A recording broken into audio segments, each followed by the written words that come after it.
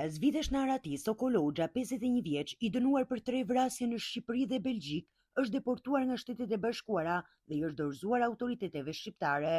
Operacioni koduar Globi u finalizua fal bashkëpunimit mes Policisë së Shtetit, Shërbimit të Sigurisë Diplomatike të Ambasadës Amerikane në Tiranë, Marshallëve Amerikan, strukturave të Interpolit në Tiranë, Washington, Manchester dhe Bruksel. Sipas Policisë së Shtetit, Hoxha u arrestua në Hojo më 5 maj të këtij viti.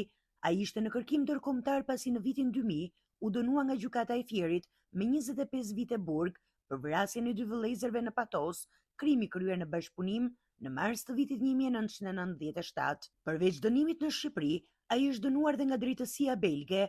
Në vitin 2010, gjykata e Brukselit i dha burgim të përjetshëm për vrasjen me armë zjarri të një shtetase shqiptare në vitin 1997, të cilën, sipas autoriteteve belge, e kishte shfrytzuar më parë për prostitucion. Policia e shtetit e cilëson deportimin si rezultat të bashkëpunimit të ngushtë me partnerët amerikanë dhe ndërkombëtar, duke theksuar se operacionet për lokalizimin dhe kthimin në vend të personave në kërkim do të vijojnë dhe në të ardhmen.